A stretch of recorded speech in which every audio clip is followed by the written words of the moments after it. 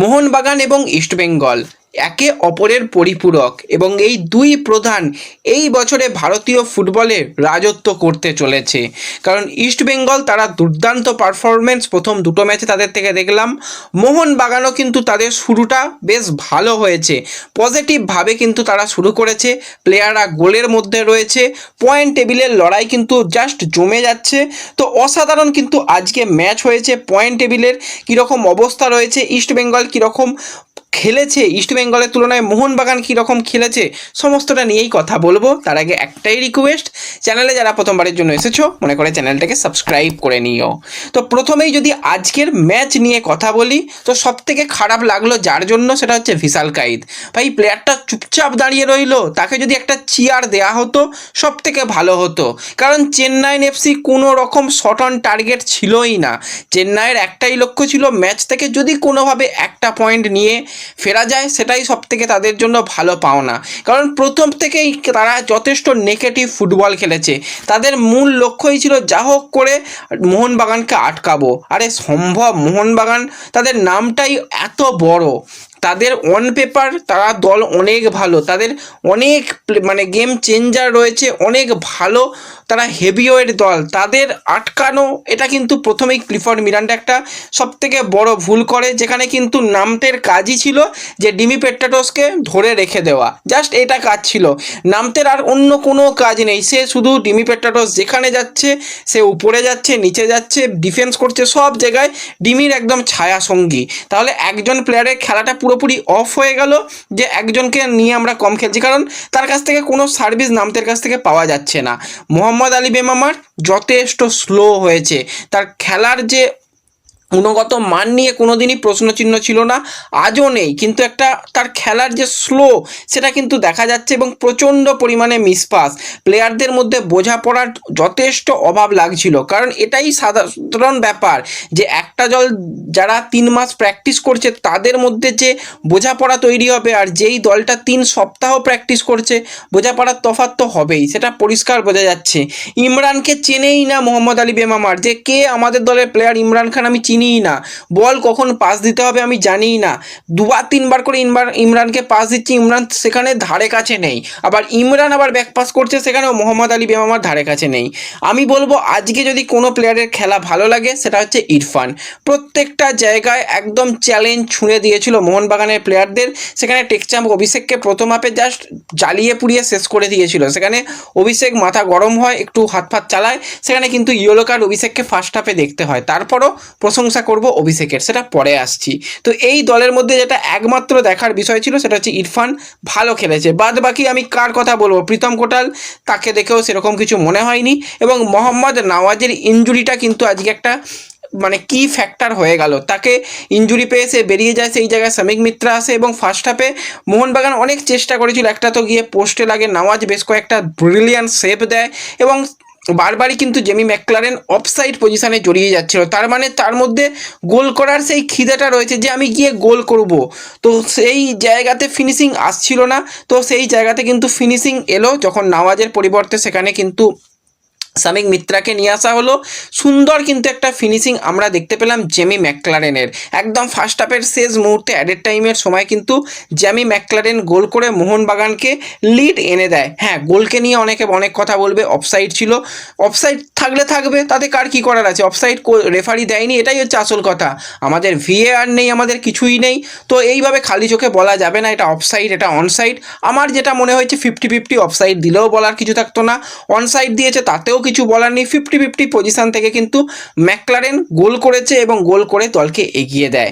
পরবর্তী সময়ে অনেক চান্স এসেছিল সেকেন্ড হাফে, মূলত যেটা চেন্নাই এফসি করেছিল বেশ কয়েকটা চেঞ্জ করেছিল মাঝমাঠে, বিদেশি নির্ভর মাঝমাঠ, সেখানে এডুয়ার্ডো কাউকে নিয়ে আসা হয়, সেখানে নাগুয়েরা ছিল, সেখানে অ্যালবার্টো রড্রিগেজ ছিল, কিন্তু ওই হচ্ছিল না, কোনোভাবে মাঝমাঠের খেলা ধরতে পারছিল না। আজকে মাঝমাঠে অবশ্যই প্রশংসা করব থাপা এবং আপুইয়া, যেভাবে কন্ট্রোল করেছে আপুইয়া, তবু যেন সেই পিক লেভেলের আপুইয়া আজকে লাগলো না, কিন্তু অনিরুদ্ধ থাপা জাস্ট অসাধারণ। 2-1 লং ডিস্টেন্স শট ছিল, সামনে বারবারই থ্রু বল বাড়ানো, সে নিজে বল অনেকটা পরিমাণে নিয়ে রান করছিল, দেখে কিন্তু আজকে থাপাকে ব্রিলিয়ান্ট লেগেছে। খুব ভালো কিন্তু মাঝমাঠ সেখানে সামলে দিয়েছে।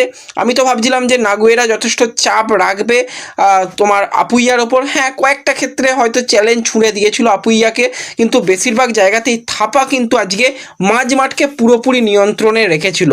ওভারঅল কিন্তু মাঝমাঠ যথেষ্ট ভালো ছিল। আর এই জায়গায় আমি এবার যদি মোহনবাগানের কিছু প্লেয়ারকে নিয়ে কথা বলি, ভাই খেলা ভুলে গেছে লিস্টন একদম খেলা ভুলে গেছে। বল নিয়ে সামনের দিকে এগোতে পারছেই না। তার যে খেলা সেটা কিন্তু অন্যান্য দলের কোচেরা ধরে নিয়েছে।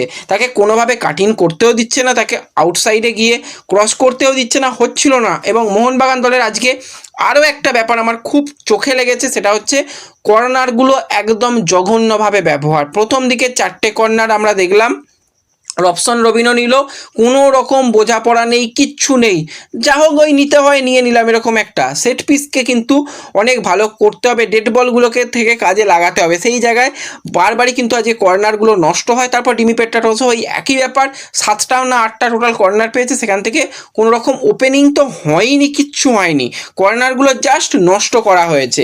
তো লিস্টনের খেলা জঘন্য লেগেছে। যেই প্লেয়ারকে দেখে সত্যি খারাপ লাগছে সেটা হচ্ছে রবসন রবিনো। তো এই রবসন রবিনোকে আমরা দেখেছিলাম বসুন্ধরা কিংসের হয়ে আলাদাই পারফরমেন্স করতে, উইঙ্গার কাম সেকেন্ড স্ট্রাইকার কাম মেন স্ট্রাইকার ফলস 9 হিসাবে খেলতো। সেখানে রবসন রবিনো পারছে না, মানে তার পজিশন কোথায়, কেন ওকে ওখানে খেলাচ্ছে, কিছুই যেন রবসন এই দলটার সঙ্গে ঠিক ম্যাচ করছে না। তো এই জায়গায় রবসনের জন্য কিন্তু আজকের ম্যাচ মোটেই ভালো যায়নি। সে একটা ক্ষেত্রে বক্সে ভালো ঢুকে গিয়েছিল, কিন্তু সেই জায়গাতে খুব ভালো ব্লক এলসিনো করে দেয়। এছাড়া কিন্তু রবসন কিচ্ছু করতে পারেনি। রবসন রীতিমতন ওই মাঠে থাকা না থাকা সমান। হ্যাঁ, ডিমি পেট্রাটোস অনেকটা চেষ্টা করেছে, কিন্তু ডিমি পেট্রাটোসের কাছ থেকেও পিক লেভেলের খেলা আসতে হয়তো কিছুটা সময় লাগবে। ডিমি পেট্রাটোস আজকে গোল পেয়েছে, এবং গোলের ক্ষেত্রে সুভাশিস বোসের ক্রসটার প্রশংসা করতে হবে। খুব সুন্দর ক্রস, প্রথমে প্রীতম কোটাল এরিয়াল বল ক্লিয়ার করতে যায়, হয় না, এলসিনো ক্লিয়ার করতে যায়, হয় না, বল পায় একদম ডিমি পেট্রাটোসের পা ছুঁয়ে কিন্তু একদম সরাসরি অন টার্গেট শট। সেখানে সৌমিক মিত্রা চেষ্টা করলেও বল ধরা সম্ভব হয়নি, সেখান থেকে কিন্তু গোল হয়ে যায়, এবং এই গোল থেকে কিন্তু মোহনবাগান লিড নিয়ে নেয়। তারপরে মোহনবাগানের খেলা কিন্তু বেশ কিছুটা নেগেটিভ ফুটবল, 2-0 জিতছি, গোল ডিফারেন্স বাড়িয়ে রাখি না, সেখানে ভাই পুরোপুরি সেই একটা ডিফেন্সিভ অ্যাপ্রোচে চলে যাওয়া। সেখানে টম অলরেডকে নিয়ে আসা হলো, সেখানে আমরা দেখতে পেলাম সুভাশিস বোসের পরিবর্তে রানোয়াদেকে নিয়ে আসা হলো, কিছুটা হলেও ডিফেন্সিভ করছিল। চেন্নাইন এফসি ভাই কিছুই করতে পারেনি। চেন্নাইন এফসি ওই একটা দুটো ক্ষেত্রে অ্যাটাকে যাওয়ার চেষ্টা, তাও গোলকিপার পর্যন্ত পৌঁছাতে তাদের এখনও প্রায় 1 বছর সময় লাগবে, কিছুই করতে পারেনি। মোহনবাগান পুরো ডমিনেট করেছে। কিছু কিছু জায়গা উন্নতি করার অবশ্যই প্রয়োজন। লিস্টনের ফর্ম নিয়ে চিন্তায় থাকতে হবে লোবেরাকে। এছাড়া রবিনোকে দেখে যথেষ্ট খারাপ লাগলো। তো এই জায়গাগুলো উন্নতি করলে লড়াই বেশ ভালো হবে। তো একটা ব্যাপার ভালো, 6 পয়েন্ট এবং +4 গোল ডিফারেন্স নিয়ে ইস্ট বেঙ্গলের ঘাড়ে নিঃশ্বাস ফেলছে মোহনবাগান। গোল পার্থক্য জাস্ট +2, এই পার্থক্য। তো বারবারই বলেছি ইস্ট বেঙ্গল মোহনবাগানকে গোল পার্থক্য ভালো রাখতে হবে। এই বছর পয়েন্ট টেবিলের থেকেও গোল পার্থক্য কিন্তু যে কোনো দলকে হয়তো চ্যাম্পিয়ন করে দিতে পারে। তো ইস্টবেঙ্গলের সামনেও যে কয়েকটা ম্যাচ রয়েছে, 2টো ম্যাচ হয়ে গেল, এখনও ইস্টবেঙ্গল 4টে হোম ম্যাচ খেলবে। প্রত্যেকটা ম্যাচে ইস্টবেঙ্গল পয়েন্ট আনার জন্য মরিয়া চেষ্টা করবে, এবং মোহনবাগানও কিন্তু চেষ্টা করবে। এবছর ইস্টবেঙ্গল মোহনবাগান জাস্ট ডমিনেট করবে, যেটা কিন্তু আমরা দেখতে চেয়েছিলাম সেই 2020 সাল থেকে। দীর্ঘ 5-6 বছর দেখতে পাইনি, কিন্তু এই বছরে সেই সময় এসেছে যেখানে ইস্টবেঙ্গল মোহনবাগান তারা ডমিনেট করছে। এবং এই যে আজকেও মোহনবাগানের খেলা দেখলাম, সেটা ইস্টবেঙ্গলের তুলনায় কিছুটা হলেও স্লো। ইস্টবেঙ্গলের মাঝমাঠে একটা মিগুয়েল রয়েছে, যে পুরো খেলাটাকে কন্ট্রোল করে, অ্যাটাক, গোল করানো সব কিছু করে। তো সেই জায়গায় প্লে মেকারের একটু অভাব মোহনবাগানের ক্ষেত্রে রয়েছে। মোহনবাগানের মিডফিল্ডে যে ইন্ডিয়ান প্লেয়াররা খেলছে, সেখানে বিদেশি প্লেয়াররা স্ট্রাইকার পজিশনে খেলছে, সেটা ইস্টবেঙ্গলের একটু কম রয়েছে। তো সেই জায়গায় ইউসুফ 2টো ম্যাচে 4টে গোল করেছে, ম্যাকলারেনও 2টো ম্যাচে 2টো গোল করেছে। তো লড়াই জাস্ট জমে যাবে, সেটুকু বলাই যায়। এবং এই বছরে সুপার হিট খেলা হবে ইস্টবেঙ্গল মোহনবাগান ডার্বি ম্যাচ, মানে সেরা ম্যাচ হবে।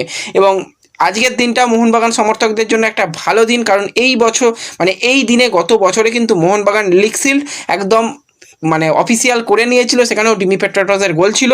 আজকেও একই দিন, সেই দিনে কিন্তু ডিমি পেট্রাটোস আবার গোলে ফিরল।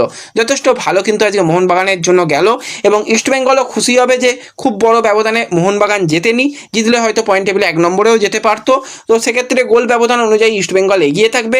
পরবর্তী Jamshedpur match, Goa match, Kerala match ইস্টবেঙ্গলের জন্য চ্যালেঞ্জ হবে, এবং পরবর্তী মোহনবাগান কিন্তু খেলবে ডার্বি ম্যাচ, যেই ম্যাচটা কিন্তু অতটাও চাপের ম্যাচ নয়, সেই ম্যাচটা থেকেও ভালো কিছু করার চেষ্টা করবে মোহনবাগান। তো ওভারঅল কিন্তু ভালো ম্যাচ হয়েছে। তোমরা কীরকম এনজয় করেছো কমেন্টে জানিও। ভিডিও ভালো লাগলে লাইক শেয়ার করে দিও।